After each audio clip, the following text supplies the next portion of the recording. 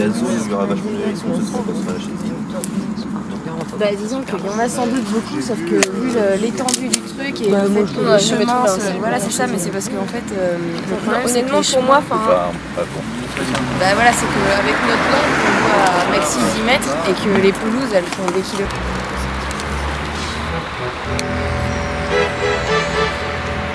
On a choisi d'étudier le hérisson pour déterminer des corridors biologiques au sein de systèmes urbanisés, plus spécifiquement au sein de la ville de Nantes. Nous avons travaillé sur deux quartiers, le quartier Zola d'Hervalières, qui est un quartier relativement ancien et très urbanisé, et le quartier Saint-Joseph de Porterie, qui est un quartier plutôt récent et qui serait plutôt du périurbain, vous voyez, avec une urbanisation très récente, des nouveaux lotissements, etc.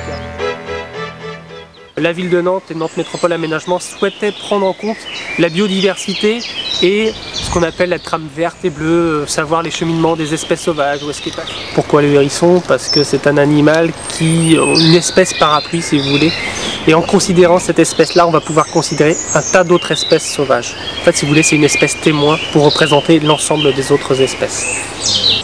L'objectif était de parcourir les quartiers de l'étude, il y a deux quartiers dans la ville de Nantes, parcourir de nuit, puisque le hérisson est un animal nocturne, donc repérer les hérissons, les attraper, donc un hérisson c'est relativement lent, donc la capture est assez facile une fois qu'on l'a repéré, marquer le hérisson à l'aide d'un petit marquage coloré, des petites gaines de fil électrique collées sur les piquants.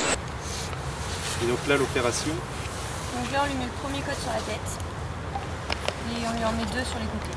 On essaie d'en pousser pas les mettre à la même hauteur, histoire d'avoir le plus de chances possible de retrouver non seulement nos petites marques, mais en plus l'aurore aussi. À la colle. Elle est super jolie.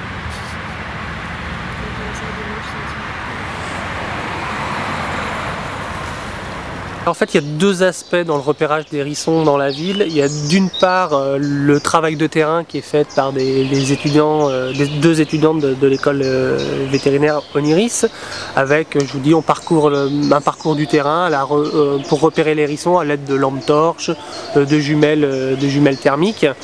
Et puis l'autre aspect, c'est plutôt un appel à la population et aux habitants des quartiers qui nous signalent la présence de hérissons, alors à la fois sur la voie publique ou dans leur jardin. Alors, cette étude a débuté en novembre 2009, début novembre 2009, se poursuit à l'heure actuelle et pour l'instant on a approximativement 45 hérissons marqués sur l'ensemble des deux quartiers. Alors déjà, la première information, c'est que le hérisson est quand même relativement présent au sein de ces deux quartiers.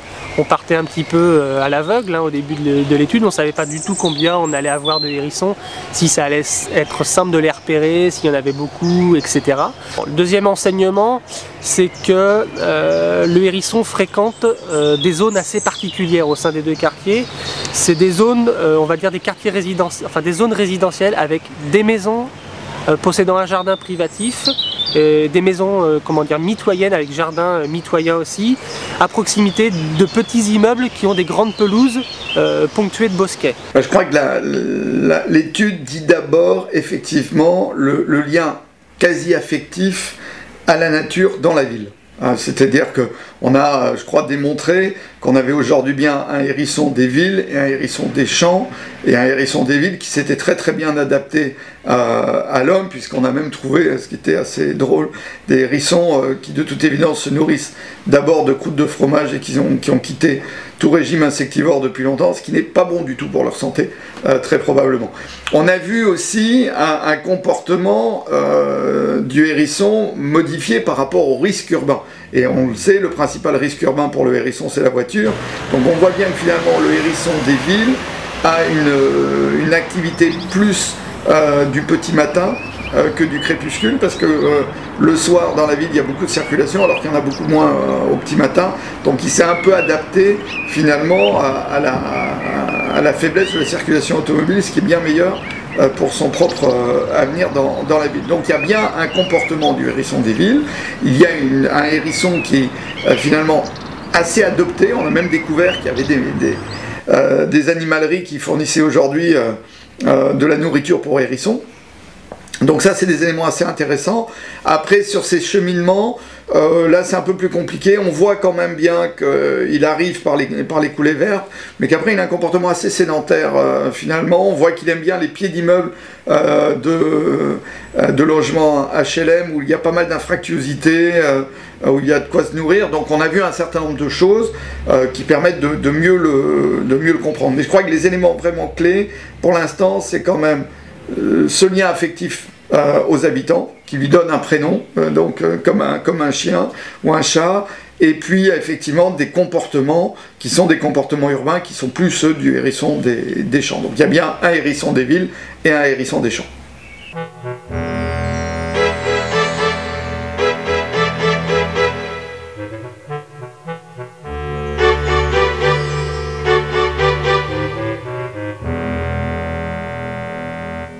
D'abord, notre principe, et ça rejoint le rôle de Sequoia, c'est comment mobiliser les partenaires, les acteurs, autour justement de cette étude-là. Donc auprès d'Oniris, l'école vétérinaire qui porte donc sur le terrain ce projet, l'idée c'était quelles associations, quels acteurs on peut mobiliser. Donc notamment localement, on a proposé à Bretagne Vivante de venir en appui, puisque l'association est habituée aussi à intervenir auprès notamment des publics scolaires. Donc concrètement, l'an dernier, Bretagne Vivante a suivi en parallèle avec Oniris un travail pédagogique au sein des écoles et lors de sorties sur le terrain, pour appréhender justement cette idée de cheminement du hérisson et pourquoi il y a des conditions qui sont favorables ou non à cet accueil de la biodiversité, notamment en ville. Donc, Bretagne Vivante donc, a réalisé un jeu sur le thème du hérisson, justement pour pouvoir sensibiliser les enfants et le grand public sur cet animal qui est l'espèce un peu sentinelle qu'on a ici en ville. Pour aller manger. Ouais, pour aller chercher à manger. Et aussi, il faut autre chose. Mais ça, pour y aller chercher à manger et pour...